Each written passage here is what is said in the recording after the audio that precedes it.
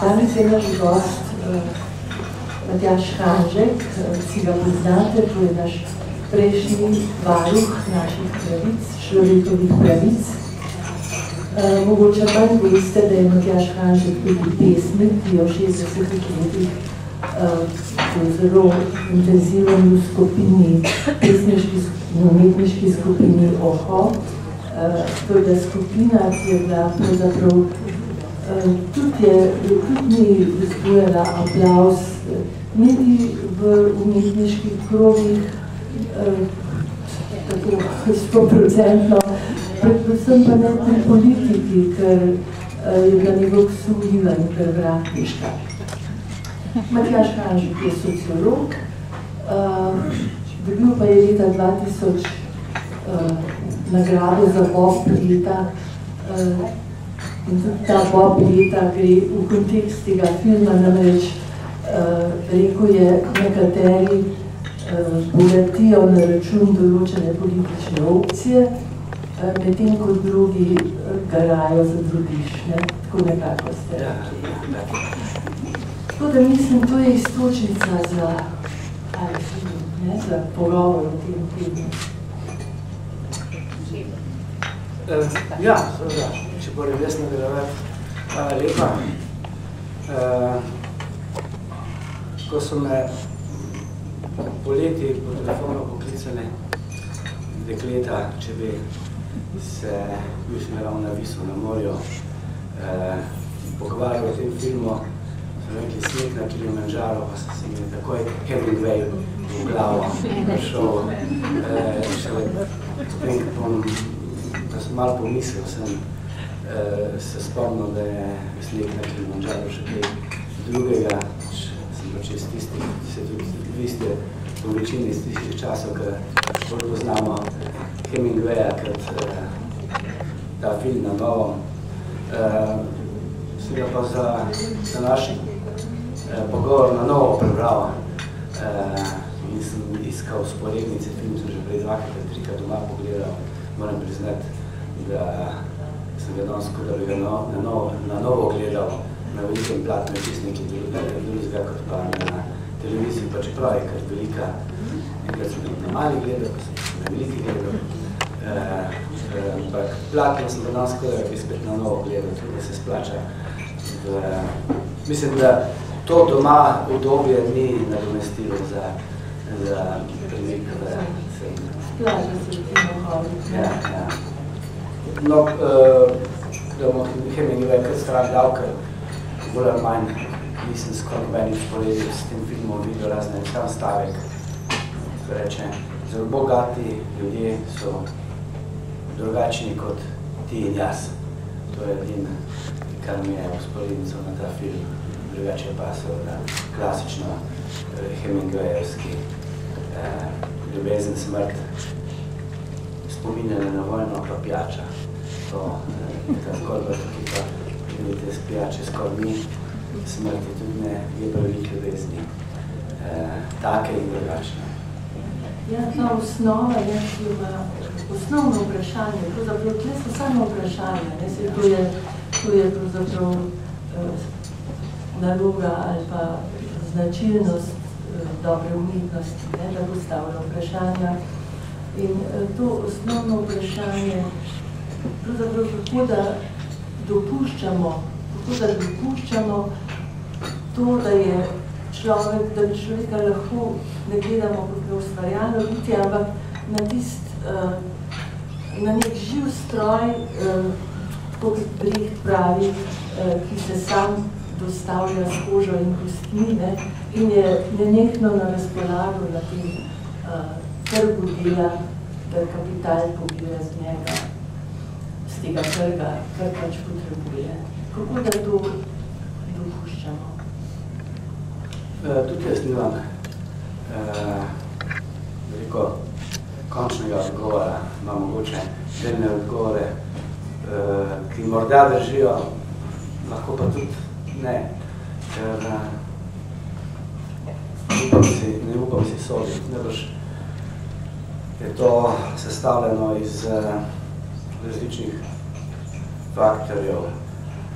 Morda smo ne teh, ampak pred zadnjimi 2 desetletjema nekako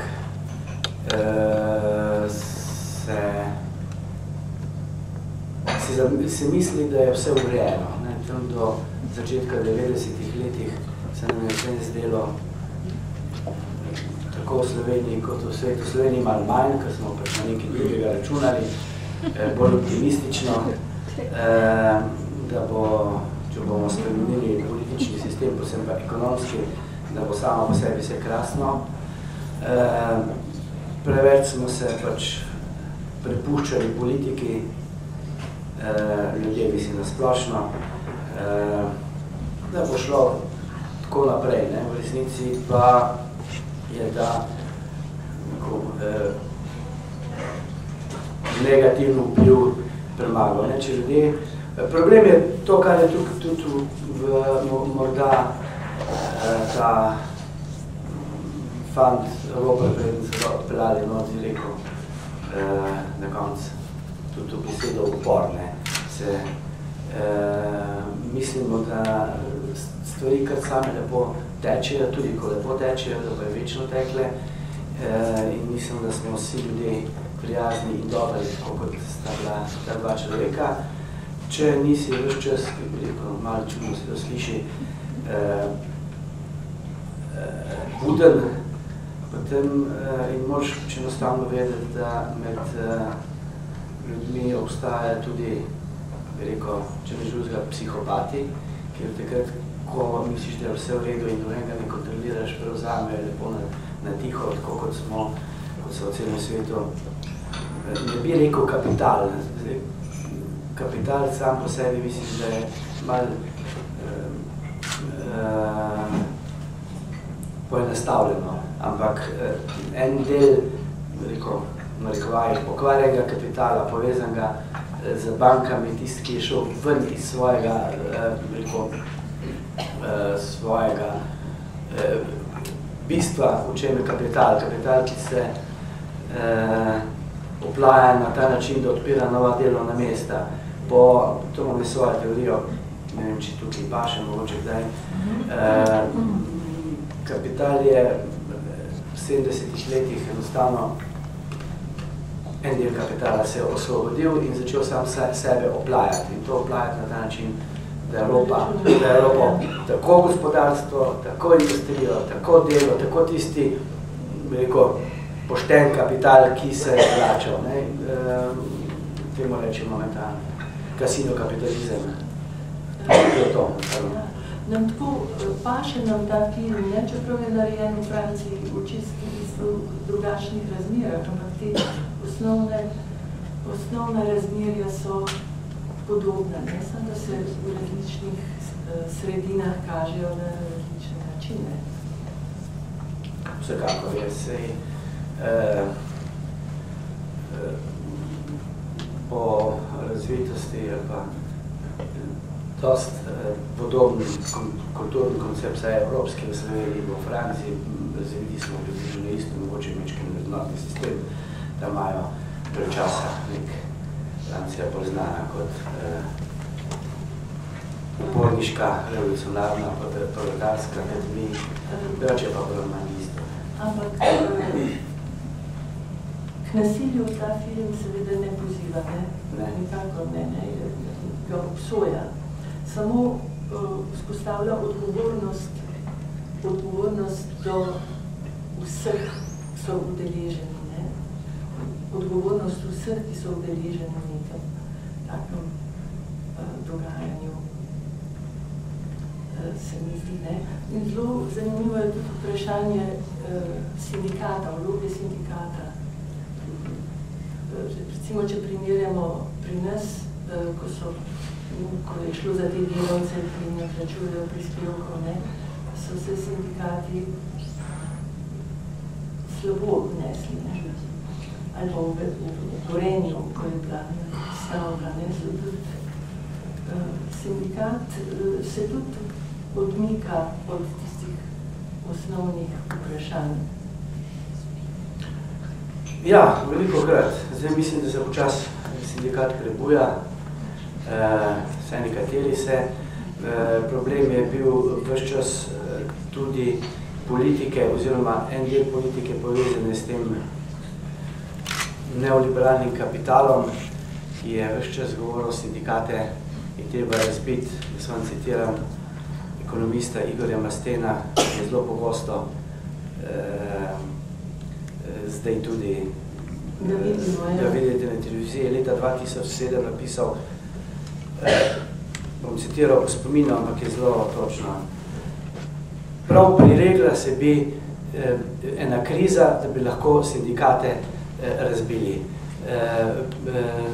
V bistvu so neoliberalci želeli povzročiti krizo za to, da bi razbili sindikate. In to se ves čas potihem dela, koliko imamo različnih sindikatov, imamo ene, pa tako je politika druge naredila. Kar se pa tiče teh, ko ste omenili, plačila prispevkov, jaz sem v tej stvari leta 2005 bil izjemno upleten. In takrat je politika prav nalašč naredila, da se ni plačevalo. Takrat v času 2004 oziroma 2005 so se začeli prav intenzivno delati, da je treba bogate še bolj sprostiti, da bojo še več denarja imeli. Takrat minister, finančni minister je že bil Bajuk, je celo rekel, bogati morajo čim več denarja dobiti za to, da bojo nova delovna mesta odpirali. Zgodba je to seveda napaka, da je to veljalo za kapitalizem 19. stoletja. Ko je kapitalist lahko nov dobiček ustvaril, če je odprl novo delovno mesto, pa izkoriščal delavca. Zdaj se pa to spremenilo v to, da je ta kapital enostavno šel v tujino, pa zdaj recimo z velikimi obrestmi se država sposoja od tistih, ki si pred 50 milijard, po 52 milijard je zamčenikov, da no, se vsem kdo, da je po izračunih šlo v 20 letih iz Slovenije ven. In zdaj tisti kapital si sposojamo po višji obrestni meri, kot si Hrvaška. To pomeni, da smo ekonomsko mnogo slabši kot Hrvaška. Jaz sem prepričan, nimam dokazal, da je pač to tisto, kar se pobrali. Ampak takrat je bila ta zgodba, da je treba čim se, in takrat so zmanjšali davke na dobičke, davke na bogatih, vse ostalo. In med drugim je bilo, da se vrnem k tem, mislim, šlo je za dobesedno ropati vsega, tudi delavce. In po uvinkih je bilo tudi, da ni bilo treba plačevati. Namreč leta 2003 je začel veljati nov zakon, da se lahko pokojnine izplačujejo samo, da računajo samo na plačane prispevke. In do leta 2003 bi morali narediti tudi sistem, da bi vsakdo videl, ali so mu delodajalci plačali ali ne. Malo prej so ukinili SDK, da ni več kontroliral, na kar bi mogli do leta 2003 narediti sistem. 2004 so začeli nekateri ljudje hoditi v penzijo in kar naenkrat so jim leta manjkala. In ko sem jaz bil varuh, smo dobili, noben ni verjel, da je to možno, da niso plačevali. In prvo, kar jaz sem šel do novega predsednika vlade, Janše, sem rekel, to je največji problem. Zdaj sem še mečken tistih, ki ne plačuje. Če ne boste takoj to ustavili, naredili sistem, ki ga bi že morali pred eno leto, to še prejša vlada Drnovškova, ki ni naredila, če ne boste ta sistem takoj naredili, bo to signal ostalim, da ne bojo plačevali, ker bo plačal sam tiskaj pebec, ker ima država, nihče ga ne more kontrolirati. Takrat mi je predsednik Janša rekel, ni noben problem, to je samo en stvar majhnega računalniškega programa. Zgodilo se je to, da so nezakonitost, da tega sistema ni bilo, odpravili tako, da so popravili zakon, da se ta sistem mora narediti do leta 2010. Samo predstavili so rok, jaz sem takrat šel v državni zbor, državni svet, ministra se je klical na vlado, nič ni bilo. Zahteval od vlade, da to naredi, požvižgali so se, državni svet je zahteval in na kar so vsi lepo pozabili, jaz sem bolj nekaj varuh, se pozabili, lansko leto so začeli spet cirkus delati, ampak zadevšna je bila 5 let, se je izgubilo. Takrat je bilo mogoče 10 tistih, ki niso plačevali, zdaj je pa 10 000, ker so ugotovili. Na ta način ste delati, kad je bil sistem, prepustimo, da oni čim več denarja dobijo, ker bojo, jaz se ne verjamem, da bojo vlagali nazaj, ampak se tudi ni to zgodilo, ampak prišli smo do tega, da je pokojninska blagajna prazna, da so tiste milijarde v teh 5 letih zginile. Še prej, leta 1996, še Drnovška vlada, so zmanjšali delodajalcem prispevke za polovico in teh je 6 milijard, ki so jih dobili delodajalci za to, da bi dali v nova delovna mesta. Imamo pa 100 000 več brezposelnih, če pa računam še tiste, ki sploh nočejo se registrirati, ker takrat je brezvezek, ki službe hodili, tiste, ki študirajo fiktivno, ki jih zdaj preganjajo, ampak vsekakor je bož, da fiktivno študira, ker pa na cesti, po cesti se klati moja hči, zdaj na drugo fakulteto končuje, jaz sem rekel boljši, ker je fakulteto končala, da je študira še en poklic, pa da je brezposelna in tako naprej. Zdaj bojo pa te preganjali, namesto da bi preganjali tisti, ki so milijarde pobrali, pa ne novih delovnih mest ustanovili. Zdaj sem pa, oprostite, malo preveč govoril, ampak če me tako.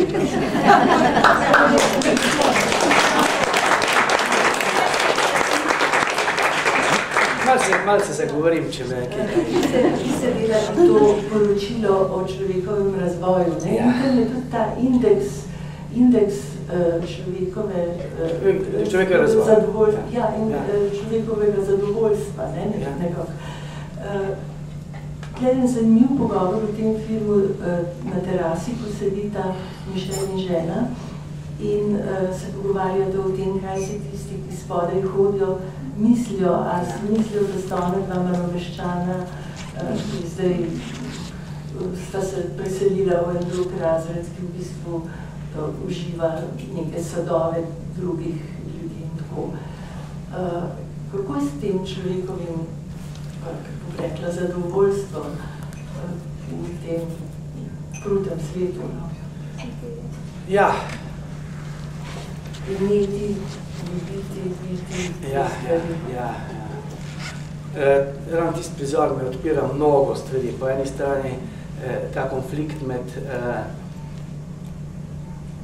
nami starejšimi, ki smo nekako preživeli, pa si skozi delo, kot to dva pravita, ustvarili neki standard. Seveda, če sebe gledam, ko sem bil tudi pred davnimi leti, sem na take ljudi tudi gledal kot Malomeščani, kot sta vam prav gotovila, Ptuj-Brežak, je treba revolucijo. Sem s to razliko, da se mi zdi, da je bom potem takoj šel na tisto, kar sem vprašal, ampak bi rad ta del tudi povedal. Se me je tudi zdel, ker če bi jaz bil tist brez službe, bi tudi 40 leti ali pa malo več gledal, to so Malomeščani, treba je revolucijo, pa tako naprej. Ampak mi smo takrat to počeli. So se upirali, ne samo mi, v Franciji, jaz sem bil v Milano, ko smo bežali pred fašisti, ki so s ketnami hodili okoli in tako naprej. Vi so se takrat upirali. Zdaj je pa zgleda ta del mladih, ampak niso sami krivi, no, padli so v svet, ki mi je povedal že od rojstva naprej, vse je urejeno, ni vam treba se upirati. Mogoče si mislim, tako moram malo nas vzeti tudi odgovornosti. Takrat, tudi če so nas starši hoteli, se bomo vse umirili, smo rekli, ne boš, se bom sam to uredil. Takrat smo se upirali. Zdaj pa, potem smo postali počas Malomeščani, recimo v tem kontekstu. In je bolj res vidiš, čutiš lahko, da imajo te mladeniči težave. Zdaj je pa ta težava mnogo hujša, kot je bila takrat. Takrat smo imeli sicer nižji standard, vse ostalo pa ni bil problem službe dobiti kakršne koli. Zdaj ni perspektive, mi smo imeli perspektive, zdaj perspektive ni. Zato bi jaz mislil, da bi morali se še bolj opirati, kot smo se mi takrat, mi smo se včasih celo opirali, ne da bi vedeli zakaj. Ampak mislim, da je bolj se opirati čeprav ne veš zakaj, že zaradi tega, ki se moraš svojim staršem uprti, če se ne odpreš ko si teenager, se boš pa pol pri 50-ih. Eni pa celo življenje se upiramo se vse. Bojim se, da gre to preveč v to apatijo, ki se po eni strani pa tudi pripelje, ko prideš do konca v to, kar se je v tem filmu zgodilo, rob. Seveda rob napačnega človeka, tistega, ki je blizu, ne pa tistega, ki te je v resnici Evropal. Tistega, ki je ste Evropal, ima tek na Kajmanskih otokih denar, ki bi sebi ne moš ropati. No, zdaj se bom pa vrnil, če hočete. Se oproščam, ampak jaz tokrat plavam sem pa tja.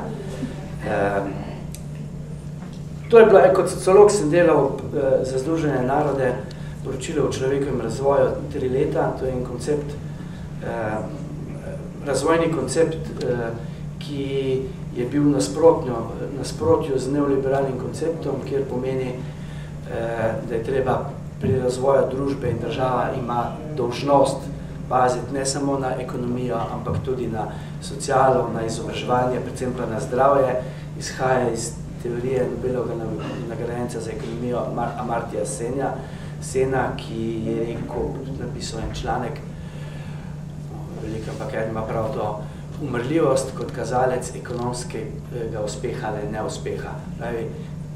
Namreč, če se zmanjšuje umrljivost ljudi, se pravi, da vedno tle živimo, je to dokaz, da ljudje boljše živijo. Se pravi, da so šli te investicije ekonomske v pravi smer. Ne samo ekonomske, pa družbene. Mislim, da takrat so Združenih narodov. Jaz sem ta model malo dodelal s švedskim sociologom, švedsko-finskim sociologom, to, kar ste omenili, Erikom Allardom, Imeti, ljubiti, biti, kjer ima pač to, ker izhaja iz tega, da pač bistvo dela je zadovoljevanje človekovih potreb, ki se pa skozi zgodovino in razvoj spreminjajo. Ne kot neoliberaciji, vse je samo denar in denar lahko kupi vse, od sreče do vsega ostalega. Denar, to lahko, o tem konkretno sreči. In to sem pol dodelal, da pač je šla človeška zgodovina, gre skozi različne faze in tukaj mislim, da je tudi ta konflikt zdaj ekonomski in kriza vse nastala, ker smo delali prvi del zgodovine, je bilo bistveno zaposlenosti v kmetijstvo, se pravi, bil je problem preživetja človekova. Z francosko revolucijo, rečemo, ker tam tukaj je kar dosti simbolike na Bastilijo, francosko revolucijo, seveda malo prej, malo kasneje, se je to obrnilo in pomeni tudi industrijska revolucija, je šlo za materialni standard. Ni bil več problem preživetja hrane, bil je seveda pri posameznih skupinah, ampak to zaradi nekorektne distribucije. Proizvajali smo dovolj hrane, zdaj toliko malo ljudi dela v kmetijstvu, kot če nikoli v zgodovini, pa toliko hrane imajo, čeprav nekateri še stradajo, ampak to ne zaradi premehne proizvodne hrane, ampak zaradi ropanja.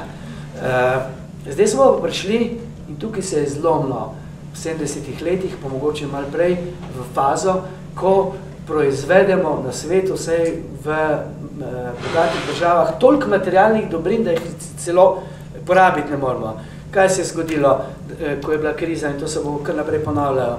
Zato, da uniči star avto, ti država da denar, zato, da novega kupiš. Kakšen smisel ima, da proizvajamo neke stvari, da jih uničujemo, ker je to ob tem samo še uničujemo okolje.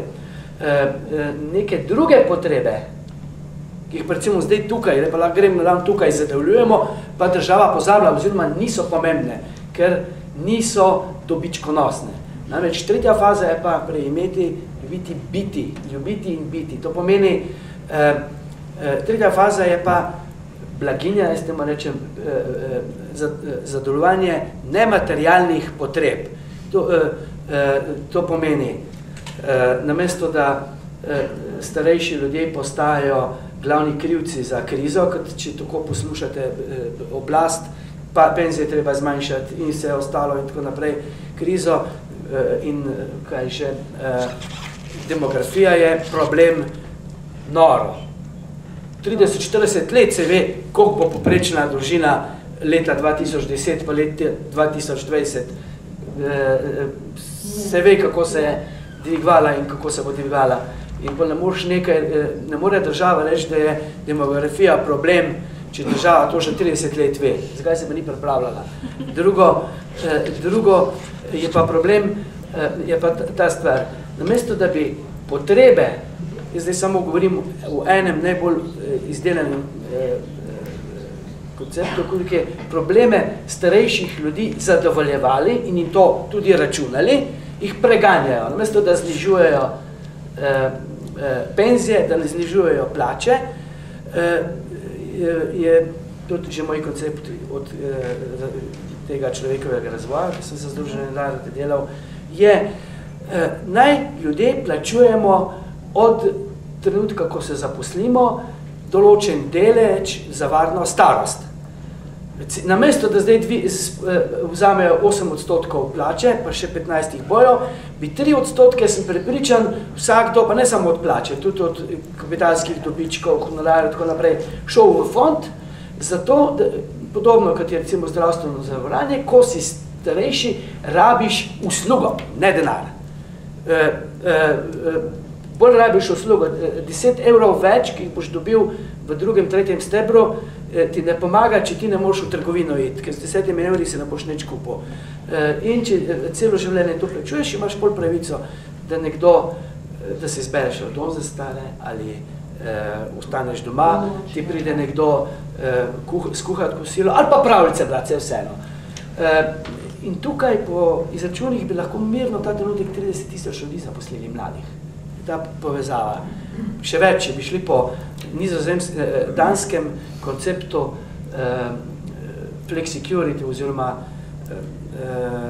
te varne prožnosti, ja, bi jih 100 000 morali zaposliti, da bi imeli takšen odstotek ljudi v zdravstvu in socialnem varstvu zaposlenih, ko jih ima Danska, bi bilo 100 000, ampak niti to ne razmišljam. 30 000 mladih zaposlenih, ki plačujejo davke, prispevke, penzijske prispevke in tako naprej. Zdaj sem pa zašel, ja. Mislim, to je ta koncept. Ali pa kultura. Tako naprej, to so te stvari, ki človek dobiva občutek varnosti, občutek kulture in tako naprej. In to, zdaj sem pošel, to ti daje tisto srečo, ki imaš. Varnost, socialno-ekonomska varnost in višji nivo kulture, pa še nekaj, aktivni odnos do okolja. To so 3 točke, ki ti dvigujejo zadovoljstvo in srečo. En zelo dober izraz se je pojavil pred nekaj leti, ki naj bi nadomestil ali pa se paralelno uporabljal kot socializem, namreč solidarizem. Aha, ja. Ta stvar se je zelo zgubila, ker mi živimo v zelo individualnem svetu, vsa družba funkcionira tako, da sili v individualizem, v kompetitivnost in tako. Solidarizem, kar pa dalje zelo izpostavlja. In predvsem tista pesem, na osnovi kateri je ta film narejen, Igojeva pesem. Ampak jaz bi zdaj vsem povabila, ker sva midva zdaj govorila, da bi še naše občinstvo kaj o filmu povedalo. Da vse jaz preveč govoril, ker zanesem. Mogli ostati poleg filma.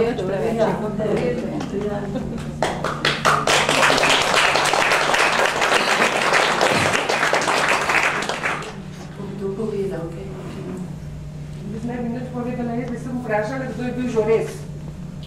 Jaurès je bil francoski socialistični politik in prej sem se spomnila, ko ste govorili, tisti stavek, ki ga na koncu pove, je pravzaprav ta paradigma, o kateri ste govorili, jo zaobjema. Človek človek mora poskušati razumeti, ne, in razumeti sebe tudi in delati na tem v dobro soljudi. Sebe in soljudi, ker v tem je smisel vsega. To ni prevladal ta koncept na tem svetu, a ne? Mislim, povsem v drugo smer je šel, a ne? Tudi ta koncept, da bi pravzaprav razumel sebe in druge, a ne? Ampak je šel v res v neoliberalistično smer, tako da ne vem, no, mislim, ja. Veste, kje je tlele krivda, a ne? To ljudi, ki bi pravzaprav, a ste, ker vsak človek ne more pri tem sodelovati, a ne? Pri urejanju ene države, a ne? Pa tisti, ki so zadolženi, zato so se pa sindikalisti, pa mnogi, mislim, da niso naredili svoje odnose niso dobro opravili, da smo, cel svet je v tem, ne smo Slovenija, da se razlike res vešajo, a veste, in očitno se bojo še, ne, kam to pelje, a ne? Ja. Jaz v sindikatih ne bi govoril, ker sindikati ima en ozek del, še posebej, če se razbiti, morajo posebej, če se razbiti na posamezno tovarno. To, kar naredijo, je vse. Tako so naredili to, kar sem že prej rekel, da rabijo krizo za to, da sindikate razbijajo. Tukaj je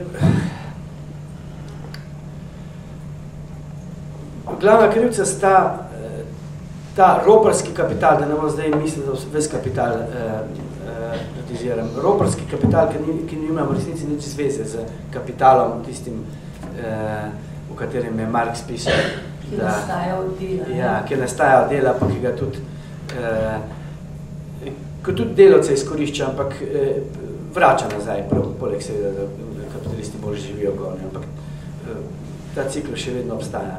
Ta roparski kapital, ki ga samo denar zanima, cash the cash, bankirstvo rečemo, in politika, ki se je podredila.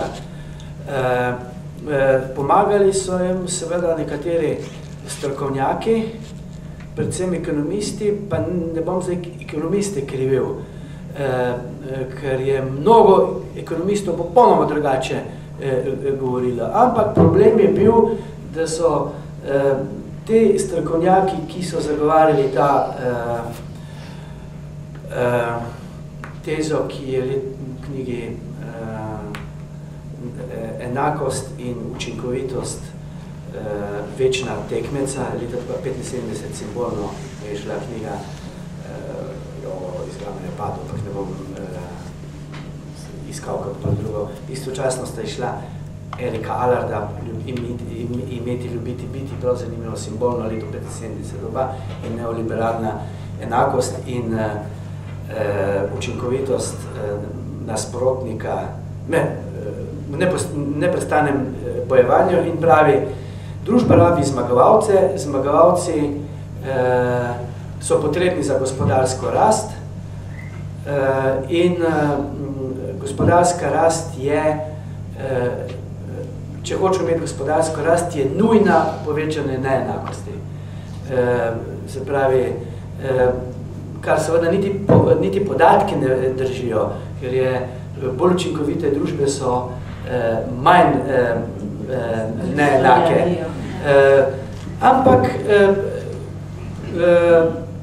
večina ekonomskih revij je objavljalo to neoliberalne članke, sploh nisi mogel not priti, ker so jih v glavnem, se veste,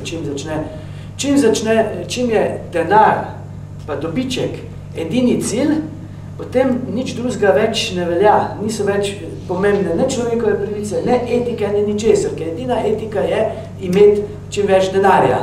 In potem prej ali slej vse pokupiš, ne?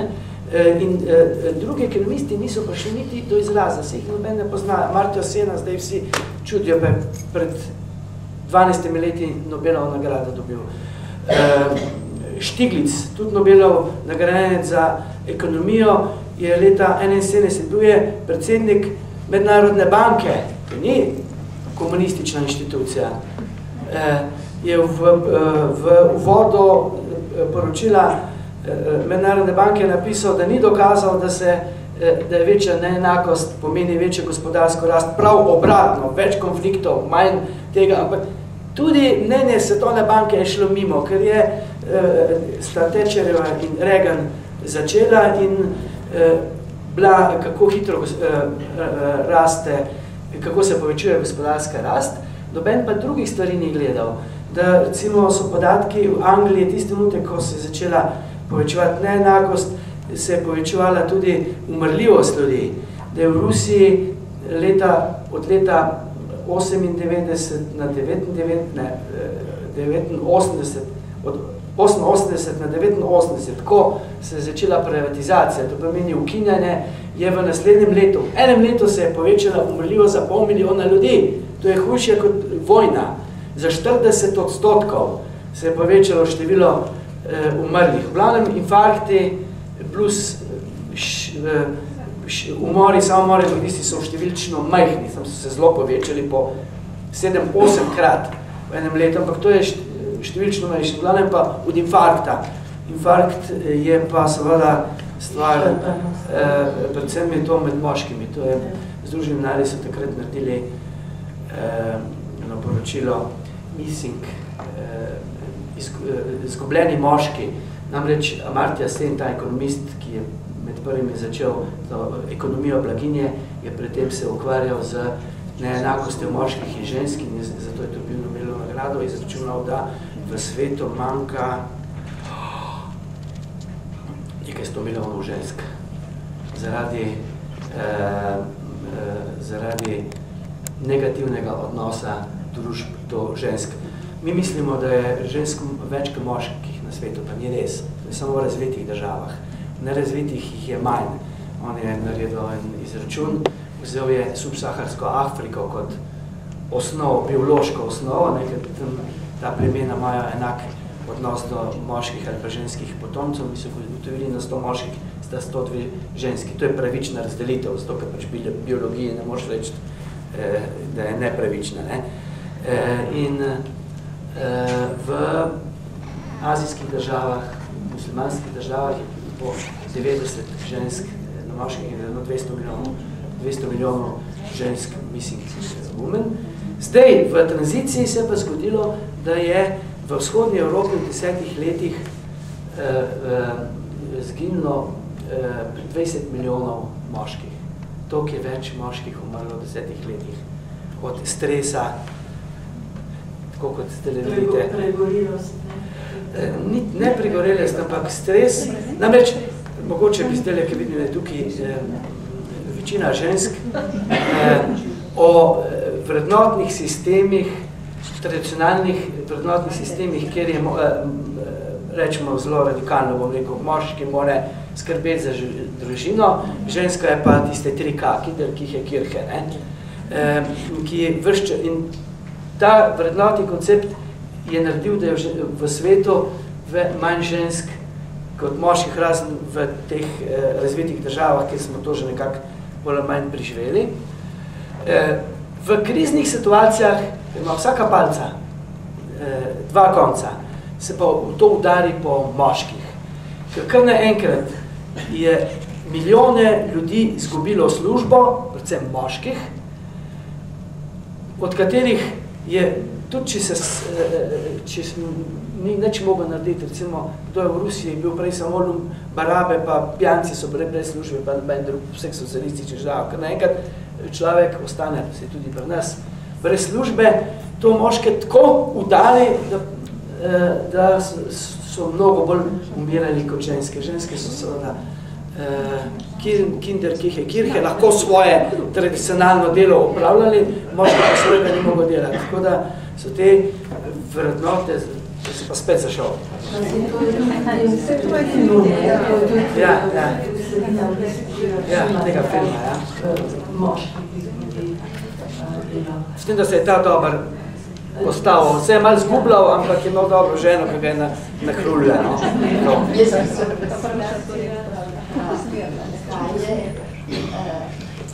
Kaj si je doživelo v tem filmu, oziroma kaj se je mene mu dotaknilo. In to je ravno to, kar ste zdaj izpostavili.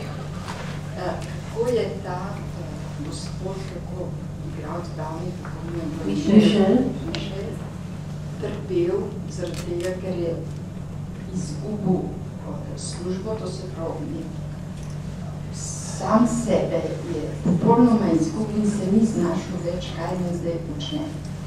Materialno se mi zdi, da mi ni več manjka, se izgleda tudi v penzijo.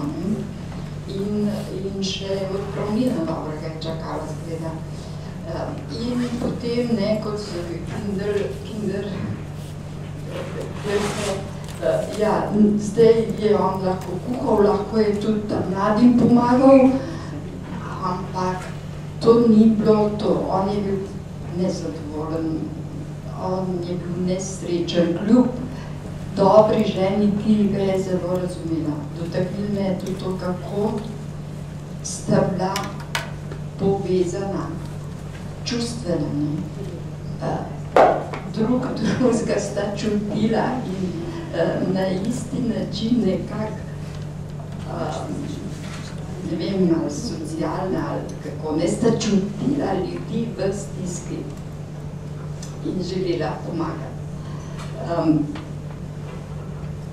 Drugi, od te mladini je njihova hči užaljena tako, ker naprimer moj otroče, jaz pomagam nekaj prostovoljno, ne vem, dom starejših, ne, zakaj pa na mojega vnuka napazaš in tako naprej, ne? Užaljena, ne, kako jim je metal naprej, toliko sta se mogla odpovedati stvarem, da sta lahko jim plačala karto. In kako sem jaz od njo, ja, kaj, tudi po sebi vidim, cel svet lahko prehodim, ne vem kaj, vidim, lej tam zraven mene, pa nekdo je v stiski in ga ne vidim. In potem tudi ta fant, ki je bil kriminalec, tako rekoč, v kakšnih razmerah je on gor zdrastel, ta njegova mama, ki se more prostituirati zaradi tega, ker ni dela. Pri nas v Sloveniji je postal zelo velik problem, ker ni dela in še večji bo. In kaj temu sledi? In te dva skrbeti vam bo tam za skratka, da je dvema človekoma pri 50 letih, koliko je pri nas ljudi, ki so zgubili službo pri teh letih, ni šans, da bi kaj drugega novega dobili, ki jim je pravzaprav tudi največ preživetje problem. Ampak njima je osmislilo življenje s tem, da sta nekaj dobrega naredila za tistega bližnjega, ki trpi, ki nima enostavno otroci, za preživetje ne mame, ne očeta, ne brata. In to je to, kar je njim osmislilo življenje. Ne materialno. Ta motiv, namreč ne samo, da naredite eno dobro delo, ampak odgovornosti do tega, da sta človeka pač prijavila policiji, kar sta do konca zagovarjala, ker tudi jaz mislim, da je film tako narejen, da je prav, da sta ga prijavila, ampak sta se pa hkrati čutila odgovorna za to dejanje. In človek je nekoti odgovoren za vsako svoje dejanje, tudi kakšno odgovornost ne več programila, ampak to pač je pač mora prevzeti, če globoko premisli. V tem filmu samo to bi rekla, da je niti enkrat nisem zasledila neko kritiko nekega višjega družbenega sistema ali karkoli. V bistvu se mi zdi, da je film to, kar je tudi gospa tle povedala, vse da na raven človeka, njega kot tazga v odnosu do vseh stvari. Torej, on kot sindikalist je verjetno bil povsod angažiran in močen, ampak tle v filmu nam pa hoče, mislim, poudariti našo nalogo in vlogo vsakega posameznika, torej do sebe in pač do svoje okolice. Ja, film je zelo diskretno narejen, pravzaprav tako, kot bi bil en dokumentarni film, kamera v njihovo življenje integrirala. recimo zelo diskretno je tam, ko žrebajo, ne, in to je res grozno, pravzaprav, da je usoda človeka odvisna od tega žreba. Tam je zelo diskretno, so pokazani tisti delovodja, pa tajnica, pa tako majdenih studijo, kako. To je zelo, mislim, ravno zato, ki je to tako diskretno narejen, se mi zdi, da še bolj udari, ne? Ja, morda namiguje tudi na kakšen drugačen pristop, ampak res je to izjemno diskretno, dobra umetnost. Ni agitka, ne? Ja, ni agitka. Tudi to, ki je rekel, zakaj ste pa mogli žrebati, zakaj ne bi naredili, pogledali, kdo je tist, ki imate biti to pri nas malo, da če gre za odpuščanja, morajo v podjetju pogledati, saj naj bi, no, kdo je tist, ki bo težji, ne greš na žrebanje, ampak penzijo, ali pa da nekateri, ki so bolj ranljivi, idemo ostati pri tem, težje jih kasneje odpustiš. In na koncu je rekel, celo tretjo, ali pa niste, da bi zažgali tovarno, ne? Tako da ni čist brez tega, ampak dobro umetnosti samo mečken čokaže. Imam občutek, da film odpira mnoga etična vprašanja. Se mi zdi, da je vse skozi na površju so, kako etično ravnati v enem svetu, ki je tako krivičen in katerem tako malo lahko narediš kot posameznik. Mislim, da odhajamo domov s mnogimi vprašanji, ki nas bojo še zaposlovala. Po drugi strani mi je pa dobro delo ta družina. Kaj pomeni v življenju človeka po kriznih časih, če ima oporo v družini, kjer so gojili to navezanost, kjer je ta široka družina, ki posameznika podpira, in se mi zdi, da je en razlog, da je ta ropar zavidal tem ljudem to, ker so imeli eno prekrasno družinsko sožitje. Kar on ime.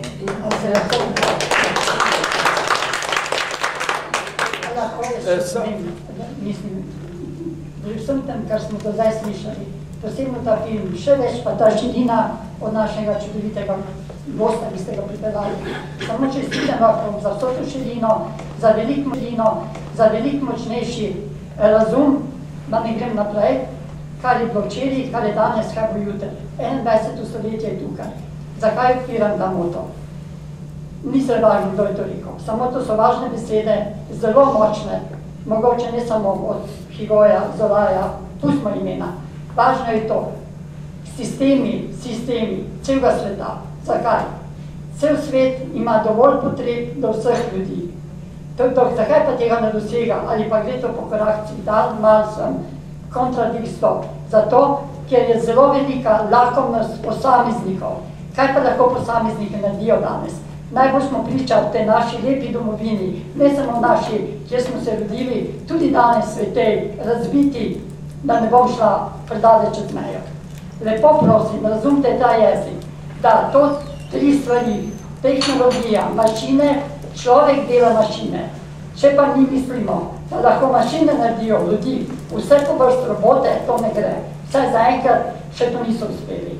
Sredina ta močni socialni čut, etika, človek, in potem pridemo na te točke naprej, oblikovanje, na način. Če mi danes ne moramo verjeti tem osnovnim mašinam, ki so šle čez kontrolo ljudi, pa ne mislim samo internete, pa naprej, to izkoriščanje, to laganje, to izgubljeno zaupanje, pa sem odprla drugo temo.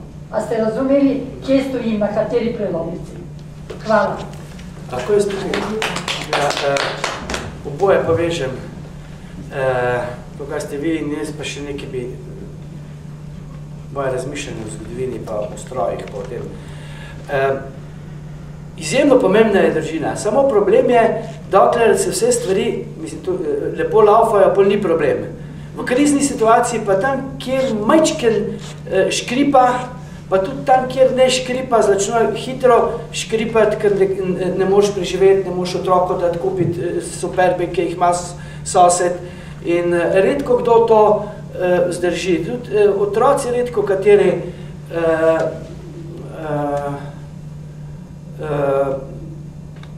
zdržijo med bi rekel, sošolci, vem, moja hči, sem bil varuh, pa so mi zmerjali veliko plačo, ne pa ta zadnja je dobila vse tisto, kar so sošolci imeli. Rekaj, a nimam vnarja, sem imam, zakaj pa mi ne kupiš, vse imajo skoraj vsi že. Rekaj, a rabiš? Ne, zato, ko imajo sosedi, no, kako šta prireja, ti pa ne bom kupoval. Ko boš rabila, boš dobila. Pa ni noben problem, nobenega težave ni imela, ampak to je zaradi česa drugega. Nekdo, ki pa ne more, pa zelo trpi in to pride potem razbija družina. Lahko je še tako močna, pa bo težko. Tukaj je ena izjemno redkih še ta dva, pa še to ste videli, bi hitro šlo na razen, če ne bi so otroci bili takoj proti. Tako da v resnici je treba za probleme krize imeti, država mora imeti sisteme, ki pomaga ravno tistim, kjer ta družinska solidarnost propade zaradi tega, ker je pač že bila prej zarahlana ali pa ker ekonomsko ne more kakorkoli. Problem je pa v teh državah, da ravno ta del se spet zmanjšuje socialne pomoči. Kot da briga nas iz tistega iščemo zmagovalce, poraženci pa tako lahko umrete, pa vas ne rabimo. Vemo pa, da vsak zmagovalc ima za sabo 1000 poražencev, če tako rečemo. Vam bi pa o to v mašinah, tukaj tudi v filmi, mašina mora človeko služiti. Parkrat so me vprašali v enih drugih v zgodovini, nismo napredovali, pa se rekel, jaz sem zelo razmišljal o tem.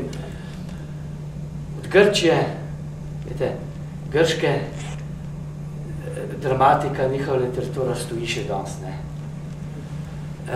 Medtem, ker tehnologija od takrat je pa ne drugi, ampak 100. svet. In v teh nekaj tisoč letih se ta človekova tehnologija, znanje, tehnično znanje, tako grozljivo razvilo, šlo tako naprej, medtem, ker človekovo to kultura, socialno znanje, socialne veščine, kultura, humanost, pa je kar še vedno z istimi problemi se ukvarjamo, ko so se grške tragedije. In problem je veliko hujši, mislim, in bolj nevaren ravno zaradi tega konflikta med neskončno močjo človeštva, tehnično in totalno kulturno primitivnostjo, se oproščam te besedi, ampak težko kaj drugega obrabljam. To moč strojev še vedno upravljamo z možgani, ko so imeli na razpolago samo sulice pa palce za banane. Tukaj je tisti velik problem. Tukaj me je strah. Konflikti zato, ne zato, zdaj pa ne mislim, da je treba zdaj tehnologijo uničiti, kot so recimo nekoč razmišljali. Jaz mislim, da je ta kulturni, socialni del treba parpenati naprej, da bomo vsaj blizu, da bomo tudi intelektualno blizu, intelektualno, kulturno ali pa socialno blizu tehničnemu znanju, kar je pa seveda težko in če mene vprašate, kako vam težko odgovorim, ampak tole, tukaj je že eno izmed takih pogovarjanje.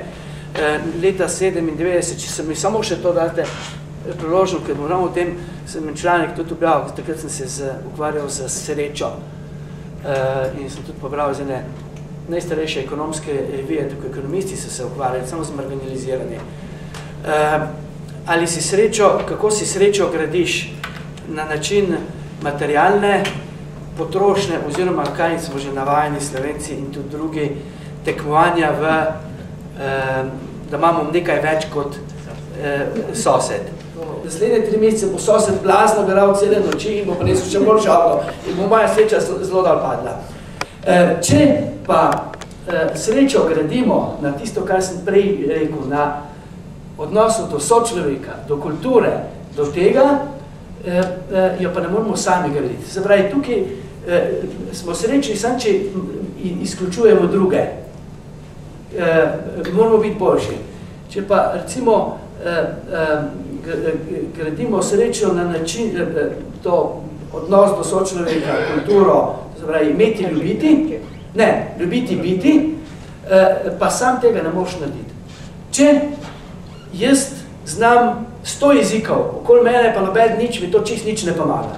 Če sem prebral 100 knjig, okoli mene pa noben nič, mi nič ne pomaga, prej se me bojo v norišnico strpali zaradi tega, ker bom izkleval. Kaj pomeni? Moram drugemu pomagati, da tudi prebere, da se nauči brati, da tudi prebere, da oba prebereva, da vsi 4, pa vseh 10 nas, pa 100 nas film pogleda, da se lahko o tem filmu kaj pogovarjamo. In imamo vsi mnogo več, kot če bi jaz sam film gledal, pa sam šel domov.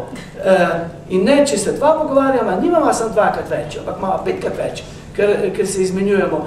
Nekoč sem pred par leti, sem imel Cankarjev doma, sem to še ničem, je bil moj bivši direktor Janez Potočnik, komisar evropski, ki sem to zgodbo povedal, je rekel, no, se z Matjažem strinjam, in je rekel, odlično je razložil. Je rekel, če imava materialno srečo graditi na srečo graditi na materialnih dobrinah, če seveda nisi lačen. Mislim, to smo že zdaj ne govorimo o stvarju, čeprav nas hoče potisniti nazaj v tam, ko bomo lačni. Se srečava prijatelja, imava vsak eno jabolko. Zdaj, lahko jaz eno vzamem, pa imam jaz 2, ali si pa izmenjava, ko sva prijatelja. Nekaj, ko greva naraz, imava vsak eno jabolko. Če pa imava vsak eno idejo, pa se srečava, pa se ideje izmenjava, imava vsak 2 ideji, ki greva narazen. Tako je ta, rekel, socialno-kulturni, se ne vem, kako bi rekel, nematerialna blaginja se gradi skupaj, ker sam ne moreš. Materialna blaginja se gradi proti drugim. In tukaj to je tisto, kjer ljudje tega v glavnem preskoka še nismo naredili. Še vedno smo na tiste, ker nas je strah, da bo nekdo drug več imel. Kako vidite razvoj, ne samo te statistike, kot so vprašanje, ta razvoj, recimo, ni da važno, pa že vidite, da postavljajo neke nemogoče cifre in to, da se lahko samo še cinično smejemo, ne zdravo. Kako vidite ta spremembo, ki naj bi bila in sicer bo, samo kako vidite dobro, blizu nas recimo, na tem nemirnem našem Balkanu, da bo mir, ker ni zadost vojne vsak dan, tam daleč blizu, ali pa vojni ilegalni, kako vi imenujete. Kako vidite rešitev to, kar bi bilo za najbolj potrebno?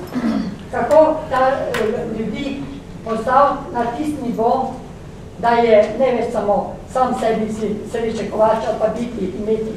Kako vidite to besedo ljubezen? A je to, kar pravijo vse ti starejši, čez par let nas ne bo, na mladi pa stoji, bojo zbrali svojo drugo taktiko, če bojo hočeli preživeti. Hvala. Zdaj vi govorite o razvoju, oni se govorijo o rasti, ne pa o razvoju, rasti čisto nekaj drugega. Razvoj človeka življenja. Ne vem, jaz tukaj imam svoje ideje, nekaj sem jih že tukaj povedal, lahko jih tako na različne načine, kot sta jih ta dva v filmu, individualno, lahko tako kot mi dva, da hodiva okoli, se pogovarjava. Ta film pravzaprav vse probleme, ki jih reši, kot jih rešuje, sploh jih pa v bistvu vse rešuje samo s to srčno kulturo, ali kako bi te to imenovali. Samo s tem, nič materialnega tle ne vpliva, čeprav se gre za denar in tako, ampak ampak vsi ti problemi se tako tle rešujejo.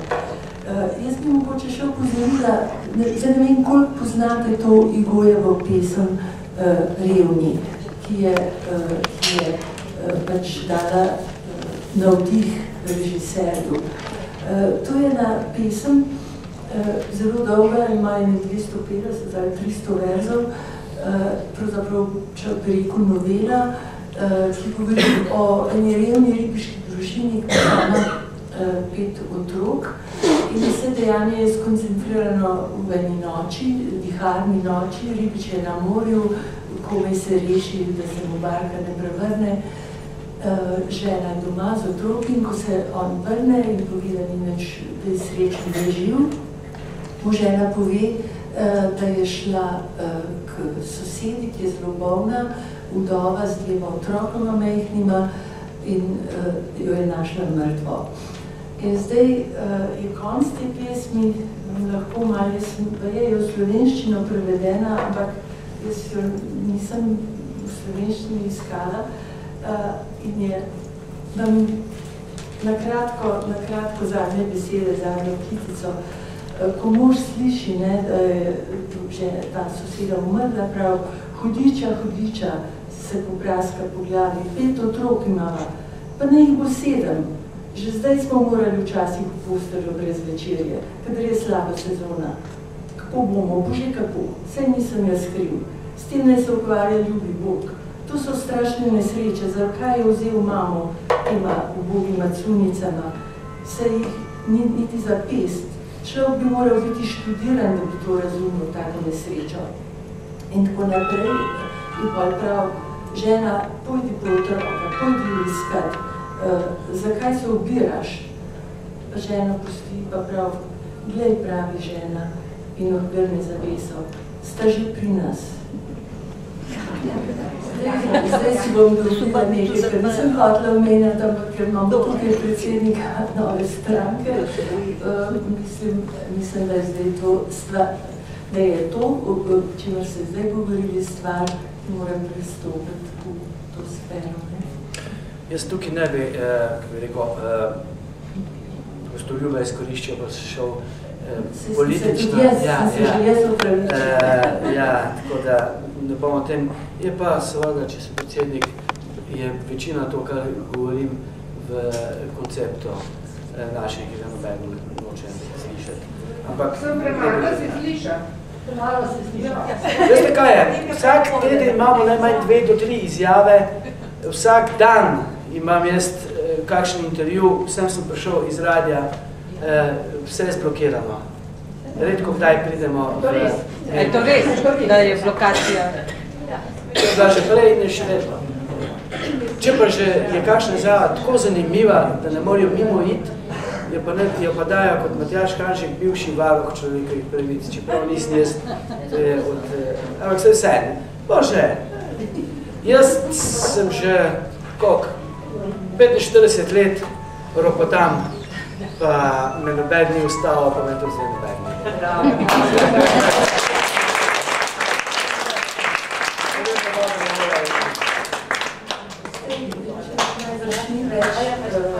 Vprašanj, prosite, ja, seveda.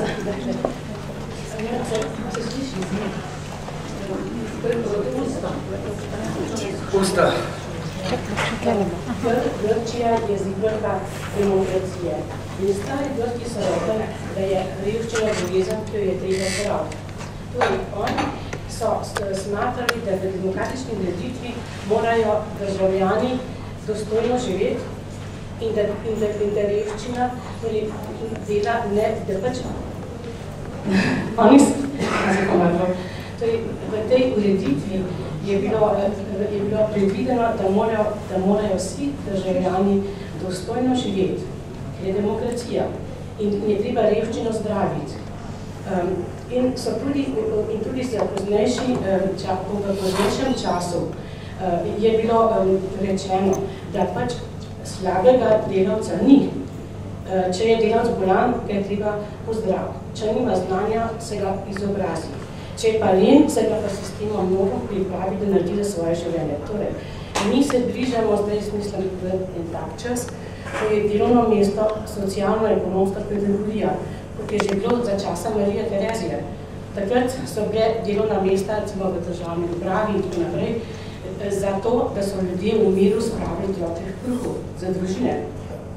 Zdaj, tudi bi lahko ugotoviti, da smo v času, ko lahko ugotovimo, da nekateri pa ne potrebujejo več delovnega mesta, ampak samo delo. Da se živijo delovna mesta ne bi bilo predvsem naravnano k tistim, ki skrbijo za družino, za nemočne, za bolne in tako naprej. In ta film, samo to še, ta film sem jaz, v mojem mnenju v tem filmu je pač to film o malih ljudeh, ki pač ne morejo odločati o sebi, takrat, ko je to za njih pomembno. In nekje daje neko upanje, ta solidarnost med temi malimi ljudmi, zato ne, da jim je lažje prestati vse tisto, kar se zgodi v času, ko se razmere, ko so krizne, pač so. Mali človek za to najmanj je odgovoren. In verjetno je na tem, da tudi država stori kaj za to, da bo čim manj malih ljudi, da bo imeli neko blaginjo in dostojno življenje. Samo čim več.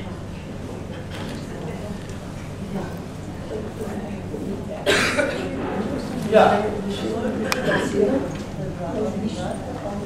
Veste kaj, tukaj se absolutno strinjam, gre za blaginjo, ki jo gradimo preko zaposlenosti, socialni sistem bi pa moral pomagati samo marginalnim skupinam. Glede, ki sem našel nekaj. Freud je ugotovil, da nobena druga aktivnost posamezniku ne daje toliko občutka realnosti kot profesionalno delo, plačana zaposlitev. Ne samo delo za to, da preživiš, ampak plačana zaposlitev z vsem ostalimi. Plačana zaposlitev utrjuje socialne viziji, z okoljem mu daje materialno, socialno in psihično varnost ter, kar je najpomembnejše, potrdilo o njegovi potrebnosti v družbi. In to je tisto, kar je najhujše pri izgubi dela, zdaj v sodobnih časih niti ni. Je tudi, ampak odlako te ne boš umrl, se lahko preživel, ampak tisto, kar na človeka naredi najhujši šok, stres je to ta zadnjo, da mu družba reče, ti nimaš nobene vrednosti, ti ne obstajaš, pojdi kam hočeš s tem, ker izgubi zaposlitev, bolj kot finančna, ker nekateri mislijo, da pač je to, kaj pa ne reči? Mira, še kaj drugega? Mislim, da bomo